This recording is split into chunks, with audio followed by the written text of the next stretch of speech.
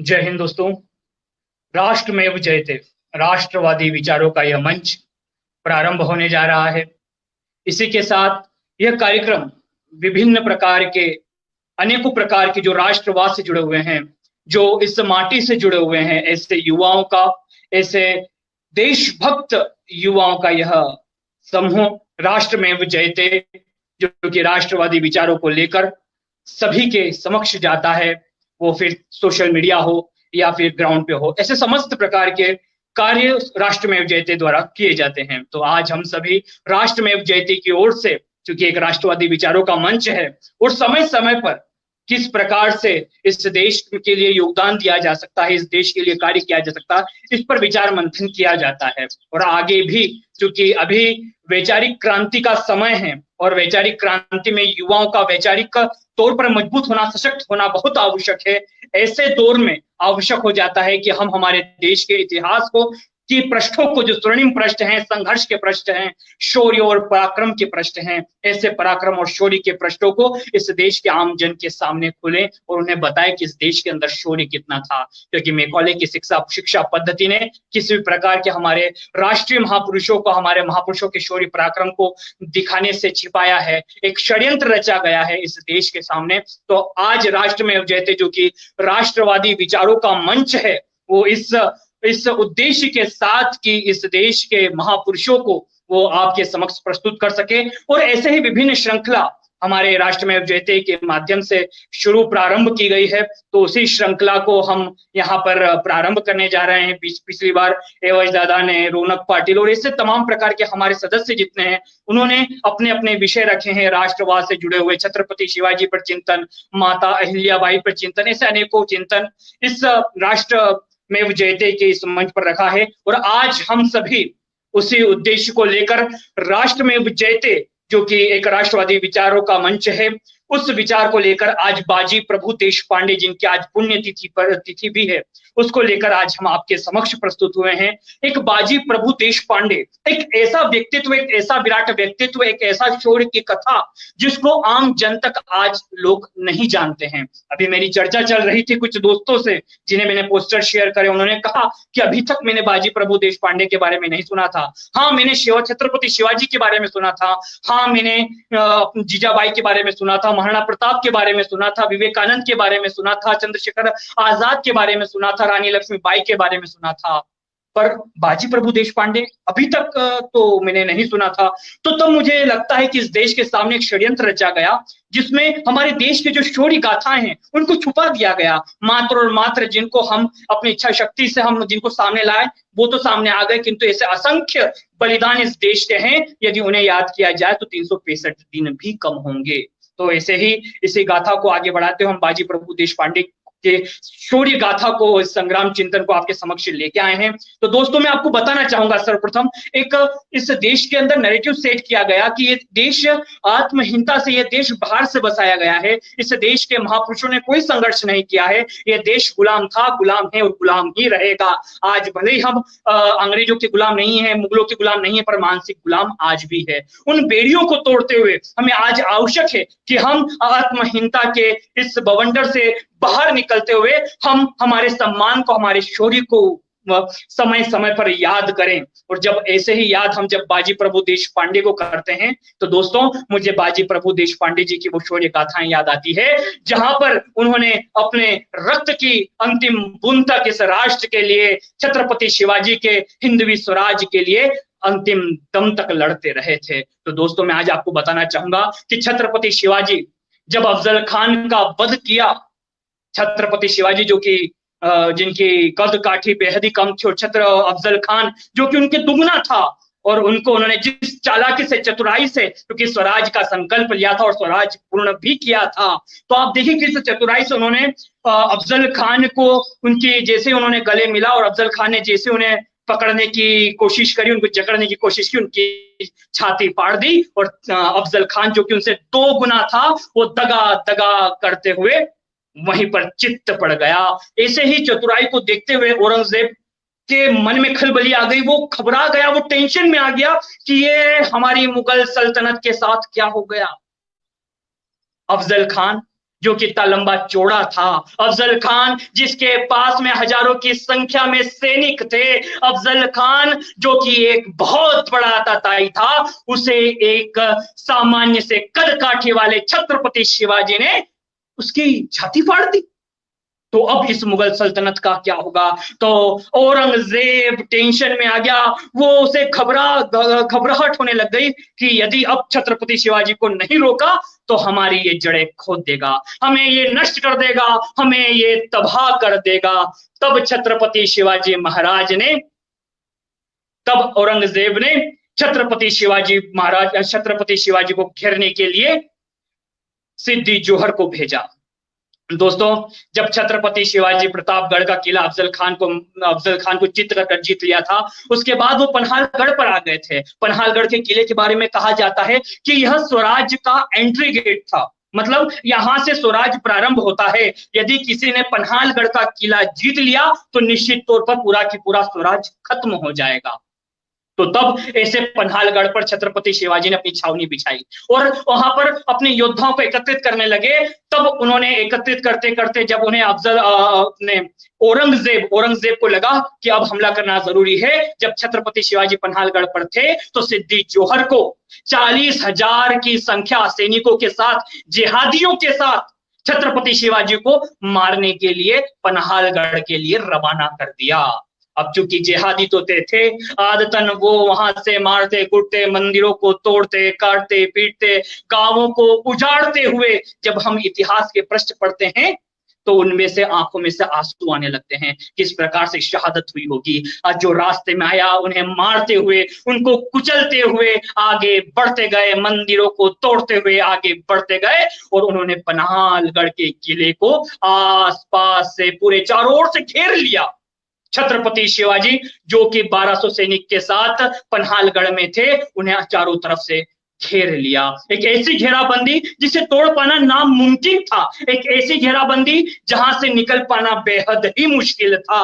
तब छत्रपति शिवाजी महाराज ने सोचा, समझा, अब चूंकि वो चतुर तो थे, छापेमारी युद्ध कला में भी वो माहिर तो थे, स्वराज का संकल्प था, हिंदवी स्वराज का संकल्प था, मातृभूमि को आजाद कराना था, भारत माता को उनकी बेड़ियों से मुक्त कराना था। इस भाव के साथ, इस संकल्प के साथ छत्रपति शिवाजी प्लानिंग बनाने लगे। उन्होंने नियम बनाए, कानून, ऐसे ऐसे प्लान बनाने लगे, योजना बनाई कि किस प्रकार से निकला जाए, क्योंकि यदि यहाँ से कुछ ही दूर पर प्रतापगढ़ है, वहां पर हमें जाना होगा, क्योंकि 1200 सैनिकों के साथ 40,000 की सेना से लड़ना मूर्खता होगी।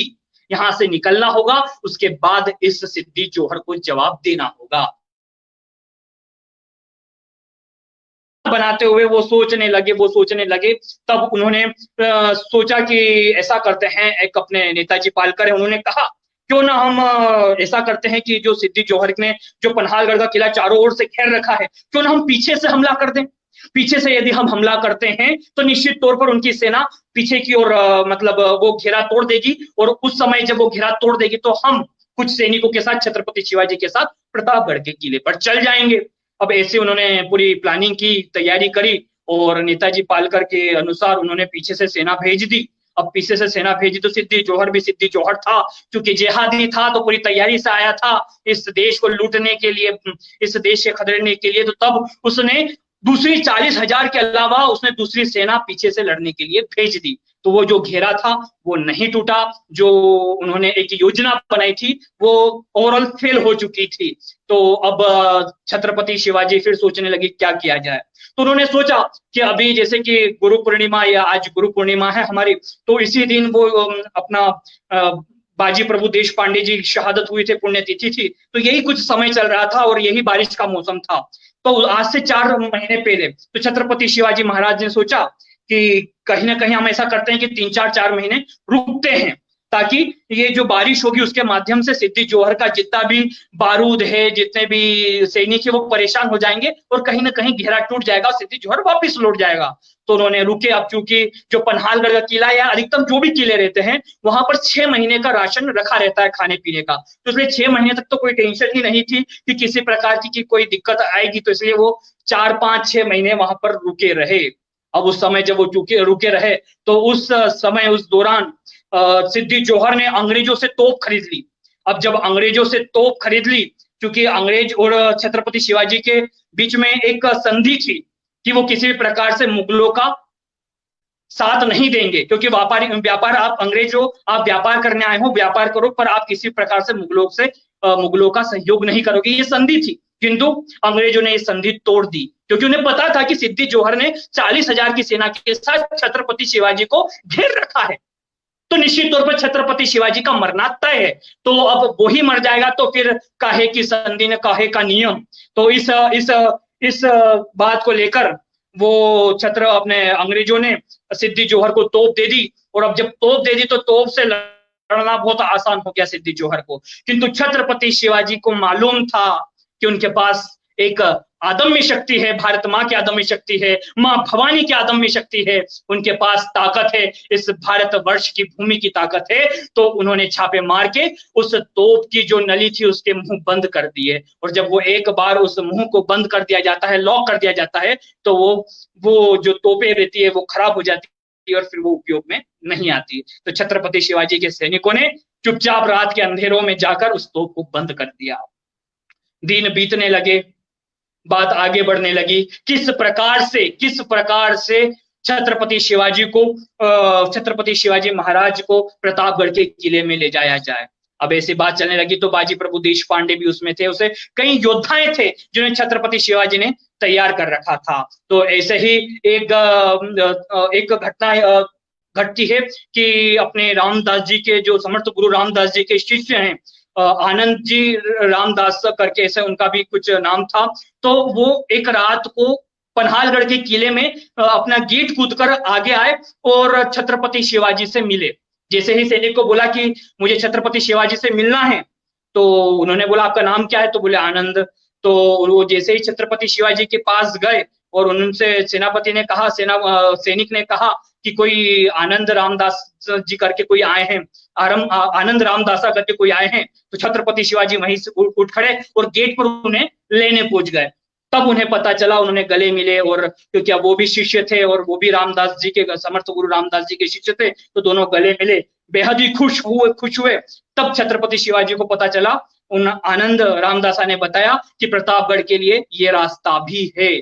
तब छत्रपति शिवाजी महाराज ने एक चाल चली, उन्होंने सिद्दी जोहर को एक पत्र लिखा और कहा कि हम समझौता करने के लिए तैयार हैं, हम हथियार डालने के लिए तैयार हैं। और जब सिद्दी जोहर को ये बात पता चली कि छत्रपति शिवाजी हथियार डालने के लिए तैयार है, तो तब वो अहंकार के मारे फूला न समाया। वो खुश हो गया, वो गदगद हो गया, उसे लगा कि अब हमारी विजय निश्चित है, हम जिहादियों की विजय निश्चित है, हमारा संकल्प अब पूर्ण होगा। क्योंकि छत्रपति शिवाजी जिसने अफजल खान को मार दिया, जिसने अनेकों योद्धाओं को मार दिया, जिसने 13 साल की उम्र में किले जीत लिए, वो आज मेरे कदमों के सामने आने के लिए तत्पर खड़ा है। तो तब छत्रपति शिवाजी, तब औरंगजेब, तब सिद्दी जोहर बेहद ही खुश हो गया। तब उनके सैनिक जो कि घेराबंदी करे हुए थे पन्हालगढ़ की, उनके सैनिकों को पता चला कि छत्रपति शिवाजी महाराज ने अपना हथियार डाल दिए हैं, और कल सुबह, आज रात्रि के बाद कल सुबह वे अपने हथियार डालने अपने सिद्दी जोहर साहब के पास आएंगे। तो वो भी ढीले हो गए और उस रात बिल्कुल आराम से चैन की नींद सोने लगे, क्योंकि उन्हें पता था कि छत्रपति शिवाजी अब समझौता करने वाले हैं। तो उन्होंने तय कर लिया कि अब तो कोई दिक्कत की बात नहीं, अब कोई हमला होना नहीं है, अब कोई किसी प्रकार के शिवाजी भागने वाले नहीं है, तो उन्होंने ढीला छोड़ दिया, किसी प्रकार की कोई मुस्तैदी नहीं थी। अब जब छत्रपति शिवाजी की तो ये चाल थी, जब उन्होंने देखा, ये जो चाल को देखा, तो उसके बाद उन्होंने क्या करा, छत्रपति शिवाजी महाराज अपने 600 सैनिकों के साथ, जिसमें बाजी प्रभु देश पांडे भी थे, वो वहां से निकलते हैं और निकलने के पूर्व एक कार्य करते हैं, किस प्रकार से सिद्दी जोहर को चकमा दिया जाए। तो उन्होंने शिवा नाई करके उनका एक नाई था, उन्होंने उसकी भेष में उसको तैयार करा, और शिवा नाई ने खुद ने कहा कि कि छत्रपति शिवाजी महाराज मैं अपना रूप बदलकर मैं छत्रपति शिवाजी बनकर इस रास्ते से निकलूंगा, आप उस रास्ते से प्रतापगढ़ के लिए निकल जाइए। तो आप सोचिए किस प्रकार से एक कन्हई के मन में देशभक्ति की भावना थी, एक कन्हई के मन में स्वराज के लिए, अपने स्वामी के लिए इतनी प्रगाढ़ भावना थी कि वो मरने के लिए तैयार था। उसे पता था कि सिद्धि जोहर मुझे पकड़ेगा और मेरा सर थट से अलग कर देगा, किंतु वो शिवा नाई तैयार हो गया और वो एक पालकी में बैठकर शिवाजी का रूप धारण करके वो वहां से निकल गया। और छत्रपति शिवाजी अपने साथ 600 सैनिकों को, चुनिंदा 600 सैनिकों को लेकर बाजी प्रभु देशपांडे के साथ वो प्रतापगढ़ की ओर निकल गए। अब जब निकले तो सर्वप्रथम जो षड्यंत्र, जो चाल, जो एक चालाकी के साथ छत्रपति शिवाजी महाराज ने शिवा नाई को जो भेजा था, तो शिवा नाई वैसे ही सिद्धि जोहर के सैनिकों द्वारा पकड़ा गया। अब सिद्धि जोहर के सामने उसे ले जाया गया तो बातें चलने लगी किस प्रकार से समझौता किया जाए, क्योंकि वो पहचान नहीं पाया किस प्रकार से इसका समझौता किया जाए। पर जैसे ही अफजल खान, जो कि अफजल खान जिसको मार दिया गया था, उसका पुत्र जो अपने पिता की मृत्यु का बदला लेना चाहता था, फैजल खान, वो देखते ही शिवा नाई को पहचान गया और कहा सिद्धि जोहर से, अरे ये तो छत्रपति शिवाजी नहीं है, ये तो और कोई है। तब सिद्धि जोहर ने शिवा नाई से पूछा, सही सही बताओ आप कौन हैं? तब सिद्धि जोहर ने बिल्कुल सीना तान कर कहा कि मैं तो छत्रपति शिवाजी नहीं हूं, पर ये तय है, ये तय मानिए।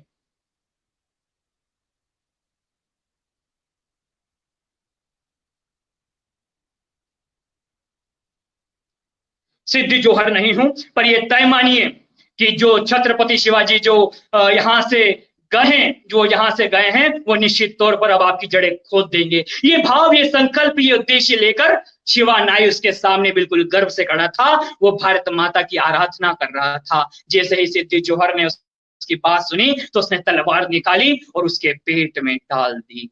वहीं पर शिवा नाई छत्रपति शिवाजी महाराज को मुजरा करते करते करते करते इस राष्ट्र के लिए, हिंदवी स्वराज के लिए शहादत को प्राप्त हो गया। वहीं छत्रपति शिवाजी अपने 600 सैनिकों के साथ आगे बढ़ते गए और जैसे ही सिद्धि जोहर को पता चला कि छत्रपति शिवाजी प्रतापगढ़ के लिए निकले हैं, तो उन्होंने अपने सिद्धि अहमद को 20,000 अपने घोड़सवार के साथ छत्रपति शिवाजी के पीछे भेज दिया।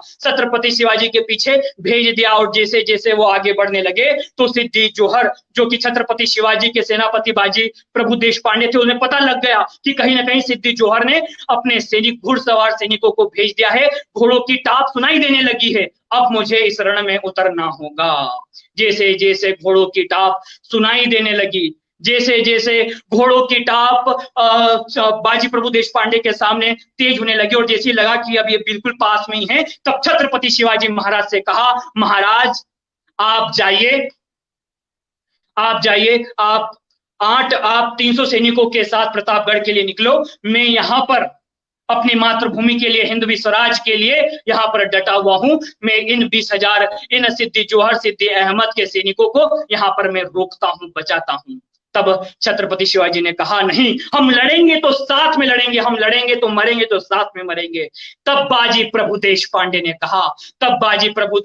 ने कहा कि महाराज, छत्रपति शिवाजी, बाजी प्रभु देशपांडे तो आप कहीं निर्माण कर लोगे, पर छत्रपति शिवाजी का निर्माण आप नहीं कर सकते। छत्रपति शिवाजी की आज आवश्यकता है हिंदवी स्वराज के लिए, इसलिए आप जाओ। मैं यहाँ 300 सैनिकों के साथ मैं इस सैनिकों का मैं पराक्रम करूंगा, लड़ूंगा। और छत्रपति शिवाजी को उन्होंने रवानगी दी, उन्हें विदा किया और अपने सिद्धि जोहर, जो अपना बाजी प्रभु देशपांडे जी थे, उन्होंने एक प्लानिंग बनाई, 300 सैनिक अपने पास रखे और 300 सैनिक शिवाजी के साथ भेजे। तो उन्होंने क्या किया कि जो अपने 100 सैनिक आगे रखे, 50 उसके पीछे, और वो स्वयं खड़े रहे और दोनों हाथों में तलवार ले ली। दोनों हाथों में तलवार लेकर वो खड़े हो गए, पीछे 50 और उसके पीछे 100, और अपने जो घोरखिंड जो कि एक चट्टान थी, उसके ऊपर सैनिकों को खड़ा कर दिया कि आप ऊपर से अगर सैनिक आगे बढ़े तो ऊपर से पत्थर फेंकना। तो आप देखिए किस प्रकार से प्लानिंग बनाई। और जैसे ही वो सिद्धि अहमद के सैनिक आए और वो उन्होंने लड़ना प्रारंभ कर दिया। आप बात मानिएगा, अपने सुबह का समय था, 6-7 बजे का समय था, सिद्दी जोहर ने उन 20,000 सैनिकों से लड़ना प्रारंभ कर दिया। तलवार चलाने लगे, दोनों हाथों से तलवार, दोनों हाथों से तलवार। वो तलवार चलाने लगे लगातार 2 घंटे, 3 घंटे, 4 घंटे लगातार वो मारते रहे। जब सिद्दी अहमद को लगा कि ये क्या कर रहा है, बाजी प्रभु देश पांडे तो मारे जा रहा है, उसके पीछे तो एक सैनिक, मुगलिया सैनिक एक भी पीछे नहीं जा पा रहा है, तब तब सिद्दी अहमद ने अपने सैनिक को बुलवाकर बंदूकें निकलवाई और बंदूक के साथ सिद्दी अहमद ने पहाड़ी पे से निशाना लगाया। किसको? अपने बाजी प्रभु देश पांडे को। और बाजी प्रभु देश पांडे को अपने सैनिकों को आदेश कर कर गोली चलवाई और बाजी प्रभु देश पांडे के सीने के अंदर 2 गोलियां लगी। बाजी प्रभु देश पांडे वहीं पर गिर गए। क्योंकि छत्रपति शिवाजी को कहा था कि आप जब प्रतापगढ़ के किले पर पहुंच जाओ तो 5 तोप छोड़ना, तो मुझे लग जाएगा कि आप प्रतापगढ़ पहुंच चुके हो, तब मैं यहां पर अपने प्राण त्याग दूंगा।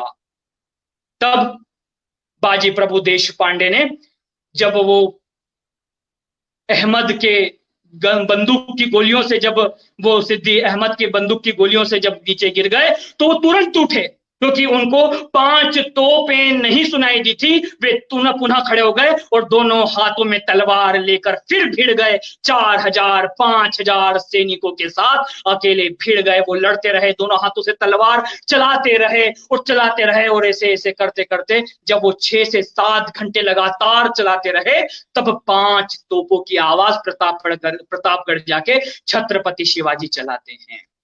प्रतापगढ़ जाके जब 5 तोपों की आवाज छत्रपति शिवाजी 5 तोपों जब छोड़ते हैं, तब सिद्दी जोहर को आवाज आती है 5 तोपों की, और वो लड़ते लड़ते 500 घाव 2 गोली ऐसे उनके ऊपर शरीर पर घाव थे। वो मरणासन्न में थे, वो मर चुके थे, किंतु वो लड़ रहे थे। उनके अंदर साहस था, उनके अंदर शौर्य था, मात्र और मात्र हिंदवी स्वराज के लिए, मात्र और मात्र छत्रपति शिवाजी को प्रतापगढ़ भेजने के लिए, ताकि छत्रपति शिवाजी हिंदवी स्वराज का संकल्प पूर्ण कर सके।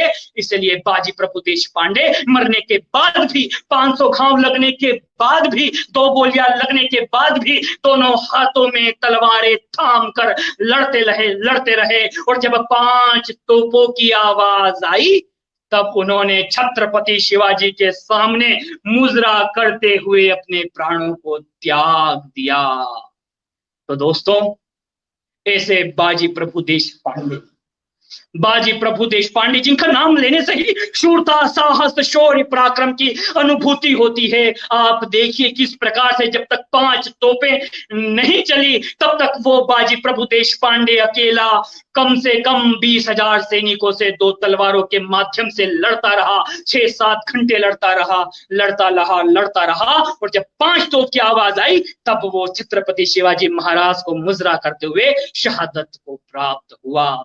जब छत्रपति शिवाजी महाराज और जीजाबाई को पता चला कि बाजी प्रभु देश पांडे शहीद हो गए, वो मृत्यु को प्राप्त हो गए, तो बड़ा ही दुख हुआ। और जब उनके शरीर को लेने के लिए भेजा, तो वहां पर देखते हैं कि शरीर बिल्कुल शत विक्षत था, क्योंकि घोड़े उनके ऊपर से गुजर के गए थे सिद्दी जोहर के प्रतापगढ़ के लिए। तो तब उनका शरीर बिल्कुल छन्न भिन्न हो गया था, किंतु उनके दोनों हाथों में तलवार वैसे जैसे शुरू में थी, वैसे की वैसे ही थी। आप ध्यान दीजिए किस प्रकार का दृढ़ संकल्प था, किस प्रकार का शौर्य था कि उन्होंने अपनी तलवार मरने के बाद भी नहीं छोड़ी। और जब उन्हें अग्नि दी गई तो तलवार भी उनके साथ में रखी गई। आप देखिए किस प्रकार का दृढ़ संकल्प था स्वराज के लिए, इस मातृभूमि के लिए, इस रणभूमि के लिए, छत्रपति शिवाजी महाराज के लिए, हिंदवी स्वराज के लिए। इस संकल्प के साथ उन्होंने अग्नि दी गई और छत्रपति शिवाजी महाराज को बेहद ही दुख हुआ। आज हम राष्ट्रमेव जयते के माध्यम से आप सभी के सामने ऐसी घटना लेके आए हैं। आप इसे शेयर करें और सभी व्यक्ति तक बताएं, क्योंकि आज वर्तमान समय में जो स्थिति है, आज हम देखते हैं कि अखबार के हर पृष्ठ पर आज का युवा आत्महत्या करता है। तब आवश्यक हो जाता है कि हम बाजी प्रभु देश पांडे के बारे में उन्हें बताएं कि किस प्रकार से 6 घंटे इस राष्ट्र के लिए, इस मातृभूमि के लिए, इस देश के लिए वो लड़ते रहे, और जब तक 5 तोपों की आवाज नहीं सुनी, अपने प्राणों को त्यागा नहीं। और आज हम जीवन के छोटे से संघर्ष से लड़ते लड़ते हम फांसी को, हम आत्महत्या को समाधान मानते हैं। इसलिए आज आवश्यकता है कि हम बाजी प्रभु देशपांडे जैसे वीरों की गाथा इस देश के युवा जन में रखे, इस देश के आम जन में रखे, ताकि साहस और शौर्य के साथ आत्मनिर्भर भारत का मार्ग प्रशस्त किया जाए। आवश्यकता मात्र है हिंदवी स्वराज का वो संकल्प, आवश्यकता है तो बाजी प्रभु देशपांडे सा संकल्प, दृढ़ संकल्प, तभी ये देश पुनः जगत गुरु के सिंहासन पर आरूढ़ होगा। दोस्तों, आज गुरु पूर्णिमा है और गुरु पूर्णिमा के ही दिन हमारे बाजी प्रभु देशपांडे शहादत को प्राप्त हुए थे। क्या आज हम संकल्प नहीं कर सकते? आज दोस्तों हम देखते हैं कि स्वामी, आप देखिए किस प्रकार की स्वामी भक्ति थी, और आप सभी से भी मैं यही कहना चाहूंगा कि आज भी इस देश को हम स्वामी भक्ति करें, राष्ट्र भक्ति करें, किंतु हमें तय होना चाहिए कि हम किसे स्वामी भक्ति मान रहे हैं, हम किसे अपना गुरु मान रहे हैं, हम किसे अपना स्वामी मान रहे हैं। क्योंकि दोस्तों आजकल हमें देखने में आता है कि इस देश के अंदर स्वामी तो बहुत है, भक्त भी बहुत है, किंतु वो स्वामी का ध्येय क्या है? क्या उस स्वामी का ध्येय राष्ट्र कल्याण का है? क्या उस गुरु का ध्येय इस देश का निर्माण है? क्या उस गुरु का ध्येय इस भारत को आत्मनिर्भर बनाना है? क्या उस गुरु, उस स्वामी का ध्येय इस राष्ट्र को पुनः जगत गुरु के सिंहासन पर आरूढ़ करना है? तो दोस्तों अपना स्वामी, अपना गुरु बनाने के पहले ये तय कर लें कि वो स्वामी क्या राष्ट्र भक्त है, वो स्वामी का संकल्प क्या भारत माता को पुनः जगत गुरु के सिंहासन पर आरूढ़ करना है। और यदि हम तय कर ले तो निश्चित तौर पर हमें स्वामी भक्ति के माध्यम से, इस राष्ट्र भक्ति के माध्यम से हम इस राष्ट्र के कल्याण के लिए कार्य करें। क्योंकि इस देश में सर्वाधिक युवा भारत के पास है, किंतु युवाओं का सर्वाधिक होना पर्याप्त नहीं है। उस युवाओं का शिक्षित, उस युवाओं का बौद्धिक, सामाजिक और शारीरिक रूप से सक्षम होना भी आवश्यक है। तो इस उद्देश्य को लेकर मैं आप सभी से ये निवेदन करना चाहता हूं कि हम आज बाजी प्रभु देशपांडे के जीवन से, जो शौर्य गाथाओं से परिपूर्ण है, उस शौर्य गाथा से हम सीखे कि किस प्रकार से स्वामी भक्ति के माध्यम से उन्होंने इस देवत्व को प्राप्त किया था, उन्होंने शौर्य की अदम्य कहानी लिखी थी। और आज हमें भी आवश्यकता है कि उस शौर्य के माध्यम से हम आत्मनिर्भर भारत का मार्ग प्रशस्त करें, एक भारत श्रेष्ठ भारत का मार्ग प्रशस्त करें। जिम्मेदारी हमारे कंधों पर है, क्योंकि जब शरीर का अंग गलने लगता है तो उसकी शल्य चिकित्सा करनी पड़ती है, और जब राष्ट्र की चेतना शुद्ध पड़ जाती है तो उसे झकझोर कर जगाना पड़ता है। आज राष्ट्र में जयते के माध्यम से हम इस देश के युवाओं की चेतनाओं को जगछोड़कर जगाने आए हैं कि आप जागो, आपके कंधों पर भारत का भविष्य है, आप जागो, भारत का भाग्य विधाता आपका इंतजार कर रहा है, ये भारत आपका इंतजार कर रहा है। आप जब बोलो तो लगना चाहिए कि भारत बोल रहा है, आप जब चलो तो लगना चाहिए कि भारत चल रहा है, आप जब कुछ भी कार्य करो तो लगना चाहिए कि एक भारत कर रहा है। तभी हमारा भारत आत्मनिर्भर भारत होगा, तभी हमारा भारत विश्व गुरु के सिंहासन पर आरूढ़ होगा। आवश्यकता मात्र आह्वान की है, आवश्यकता मात्र हिंदवी स्वराज के संकल्प की है, आवश्यकता मात्र बाजी प्रभु देशपांडे जैसे दृढ़ संकल्प की है। तो दोस्तों मैं अंत में अपनी कविता पढ़ते हुए, अपने योगेंद्र शर्मा जो कि राष्ट्र कवि है योगेंद्र शर्मा, उनकी कविता पढ़ते हुए आपको समर्पित करता हूं, और बस यही कहना चाहूंगा कि भारत की तरुणाई का सोया स्वाभिमान उठो, कि भारत की तरुणाई का सोया स्वाभिमान उठो, हे नरसिंह सपूतो पूरा हिंदुस्तान उठो, महादेव महाभूत महेश्वर महारुद्र महाकाल उठो, मृत्युंजय विद महालिंग है महाद्विंग महाज्वाल उठो, मृतक निर्मम नीलकंठ हे प्रलयंकर पांचाल उठो, काल आदि काल कंठ निष्कंठ कंठे काल उठो, उठो हिमाद्री तुंग शिखर की तुम उद्घोषकार उठो, कुरुक्षेत्र के कण कण में फिर शब्द भेद कंकाल उठो, हल्दी घाटी रण प्रांगण में राणा की तलवार उठो, और रानी दुर्गा रणचंडी बन झांसी की तलवार उठो, झांसी की तलवार उठो। तो दोस्तों आज हमें उठना होगा बाजी प्रभु देशपांडे के जैसे, जिसे गोली खाकर वो नीचे जमीन पर लेट गए थे, पर इस स्वराज के लिए, छत्रपति शिवाजी के लिए उठ खड़े हुए थे। आज आवश्यकता है इस भारत भूमि के लिए, इस मातृभूमि के लिए, और भारत को आत्मनिर्भर बनाने के लिए इस देश के 125 करोड़ भारतीयों को उठ खड़ा होना होगा। इस देश के लिए हम स्वदेशी अपनाएं, हम इस देश के रक्षण के लिए कार्य करें, हम कोई भी कार्य करें उसमें प्रथम भाव हमारा राष्ट्र प्रथम का होना चाहिए। इसी भाव, इसी संकल्प के साथ मैं अपनी वाणी को विराम देते हुए यही कहना चाहूंगा कि आप सभी राष्ट्र में जयते मंच से जुड़े, एक राष्ट्रवादियों का यह मंच है जिसके माध्यम से हम युवाओं के साथ में अपनी बात रखते हैं, हम युवाओं को राष्ट्रवाद से जोड़ते हैं, ताकि इस भारत का पुनः निर्माण किया जा सके और नव भारत का संकल्प लिया जा सके। तो दोस्तों आप सभी जुड़े, ताकि ये देश पुनः जागृत हो सके। तो आप सभी राष्ट्रमेव जयते से जुड़े, जिसमें एवज दादा है, रुपेश दादा है, रौनक पाटिल है, जिसके अंदर आप जुड़ने के लिए आदित्य जी से भी मिल सकते हैं, मानस जी से भी मिल सकते हैं। ऐसी पूरी टोली है जिससे आप मिल सकते हैं, व्यक्तिगत तौर पर मिल सकते हैं और जुड़ सकते हैं। आप जुड़े और इस राष्ट्र के लिए कार्य करते रहें। जय हिंद, जय भारत।